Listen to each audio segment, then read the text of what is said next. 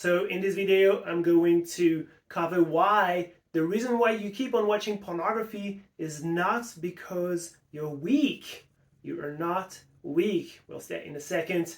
We'll cover how long it actually takes to recover from pornography addiction, and we'll cover how we can measure the progress we're making in our recovery. And finally, I will explain what the actual behavior is that we must have to be able to disengage from pornography successfully. So, you believe unconsciously that you are weak, maybe. If we go back from the beginning, you got up in the morning, you had a long day at work, or maybe you didn't work and you felt bored, or you felt guilty, or you felt a lot of things. And you go back home, you're exhausted, or you just need a bit of me time, and so you go onto your phone, your tablet, your laptop, you open your laptop, go to your favorite site, watch pornography, maybe engage in masturbation, come to climax, and then you feel what you feel, which is generally guilt, feeling of regret, feeling that we're weak, feeling that we are don't have enough willpower, that we don't have enough discipline, okay, and then we blame ourselves. So this is not conducive to a good recovery, and we'll believe that guilt, the more we feel guilty, the better we feel, because if we feel guilty, it kind of negates the behavior we succumbed to a few seconds ago, but it's not the case. If you feel horrible, then you're just going to feel horrible, and you're going to need more soothing about that horribility, and it's going to feed the cycle. So it's not about being weak. You're not watching pornography because you're weak. When we watch pornography, then we decide, okay, so in the end of that session, then we decide, okay, from this day on, I'm not going to watch pornography anymore. Today was the last day, and I'm not watching pornography anymore. And you're so dead certain that this is going to happen when you make that promise, because you feel so disgusted about yourself, so guilty, so etc., etc. And then before you know it, you go back into this habit again, and you feel all these things again. So you go and watch pornography not because you are weak. You are just using the wrong tool. What does that mean? The mind works in two ways. There's two minds in the mind. There's the conscious mind and the unconscious mind. The conscious mind is where we make our rational decisions. The unconscious mind is where the whole baggage that we carry, how the world is translated into, from symbols into meaning, all this sort of stuff is happening in the unconscious mind. Now, when you make a decision, 10% of these decisions are going to be involved at the conscious level. Most of it is going to be unconscious. And as it turns out, the unconscious mind is the decision maker in your behavior. 90% of your behaviors are going to come from your unconscious mind, not from your conscious mind. So when you make a decision that you're never going to watch pornography again from your conscious mind, this decision is completely overridden by the unconscious mind. It counts for nothing. And it's not that you will, it's not that you're weak, it's not that you're lacking willpower, it's not that you're not strong enough, it's not that you're not disciplined enough. It's just that, hey, your unconscious mind is going to win every time that there is this battle between desire and impulse and decision.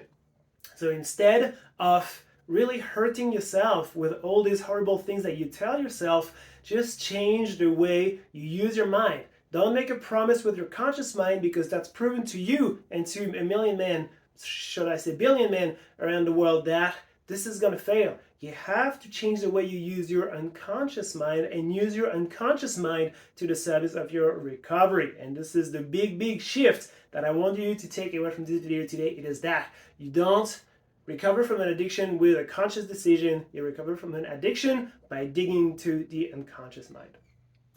Okay.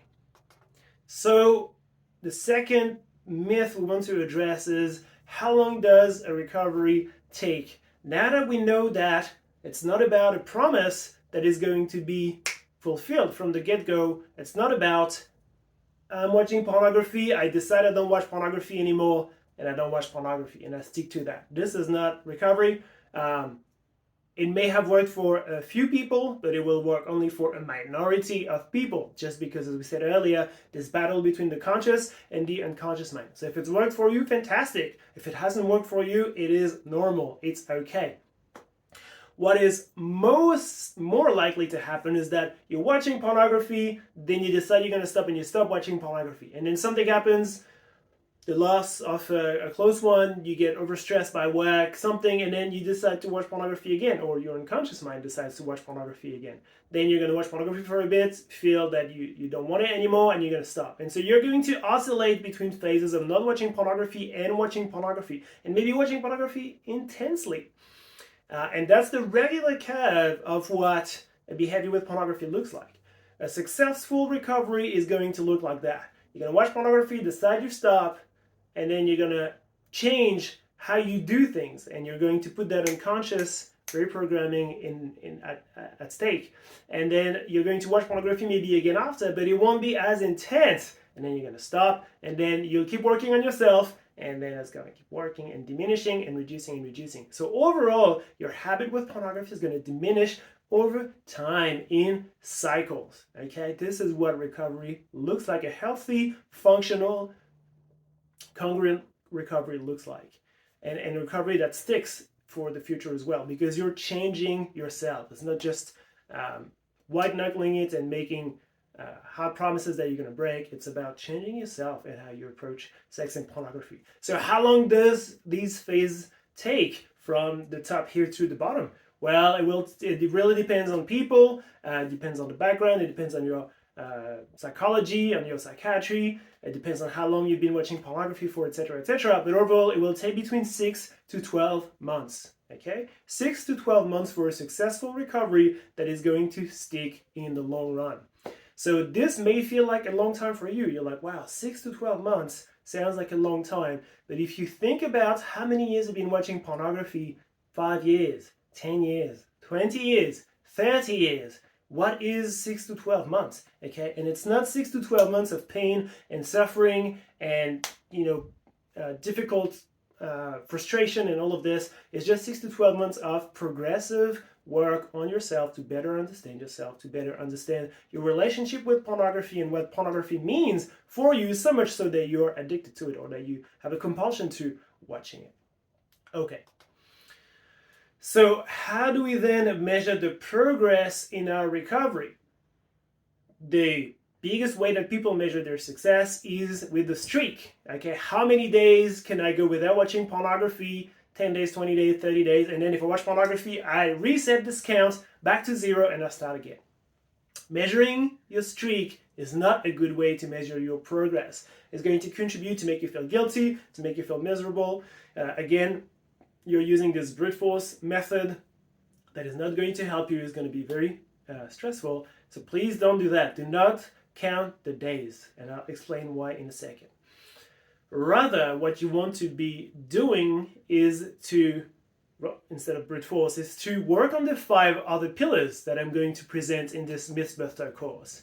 And very briefly, these are working on your shame, working on emotional stability, working on reducing stress, working on living a fulfilled sex life, and working on living a happy life and a purposeful life. And what's going to happen in your process of recovery is that you're going to see yourself work actively and peacefully in a good mindset on these things, and progressively your compulsion with pornography is going to get lower and lower and lower until it completely disappears. And that is healthy, functional, progressive recovery that is going to stick in time. So behavior, your relationship with pornography through behavior, is the very last thing you want to measure. It's not like if you're watching pornography or not is really what you want to consider at the very end of your recovery. But it's not what you want to use as a gauge of success at the beginning of your recovery and in the middle of your recovery. Because that fact of not watching, that behavior of not watching pornography is only going to happen in the very last weeks of your recovery. This is the reward. But there's many things you can observe in the meantime about stress, emotions, shame, purpose, and living a living fulfilled sexual life before you get into that phase. And that's what you're going to observe and measure your success with, is through these changes that you observe within yourself. And then you're changing yourself at the conscious and unconscious level, and then your recovery is successful. And whatever change you make in yourself is going to stick for the rest of your life. So you're improving yourself and you're improving your recovery with pornography at the same time. So we've covered these 3 myths. What then do we do with our behavior? What do we do in our phase of recovery with pornography? Can we just watch pornography as much as we want? Can we just do we just not watch pornography? What is it? Well, you are going to change the way you watch pornography. And as you change the way you watch pornography, you're going to see your behavior change. You're going to see your emotions change. You're going to see your attachment to pornography change. And by observing these changes, this is how you can recover successfully. And the way to make these changes is that you want to change the way you watch pornography so that pornography becomes boring. So that pornography does not become a stimulation anymore, or a stimulation that you can avoid because it is not fulfilling anymore, and so you'd rather go and do something else.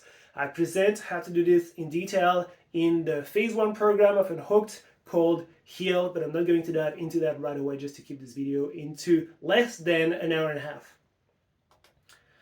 So finally, what did we cover in this video? We covered 3 myths and 1 method. The first myth is that the reason why you're watching pornography is not because you're weak, it's not because you're not disciplined, it's not because you don't have willpower, it's because you're using your conscious mind instead of your unconscious mind. But the decision maker is your unconscious mind. If you work on changing your unconscious mind, then you're going to find a successful recovery. The second myth is that recovery happens on the flick of a switch. Okay, you decide to not watch pornography anymore and that's it. But as it turns out, successful recovery does not happen this way. Successful recovery happens in phases where you're going to be less and less inclined to watch pornography until it is so not appealing to you that you're going to stop and be able to put a hard brake on this at the very end. And the third myth that we cover is that the measure of success is not about how many days you have not been watching pornography in a streak. This is harmful to do that. It leads people to feel despair. It leads people to the brink of suicide just because they feel no progress with this and they're bashing their head against the wall as hard as they can and they're not finding any solution. The measure of progress is how your life changes and your behavior changes when you change the way you watch pornography and when you work on yourself to integrate all these other parts of yourself that affect your conscious and unconscious mind. And as I just said earlier, so the actual way to quit pornography is to change the way you watch pornography to make pornography boring for yourself. Change the way you watch pornography to make it boring. Alright, well done, you've gone through your first video here of the Mythbuster course. This first video addressed behavior, human behavior, and behavior with pornography. In the next video, we'll talk about the next pillar, which is exposure and how to reduce shame and how that's necessary for your recovery. I'll see you there.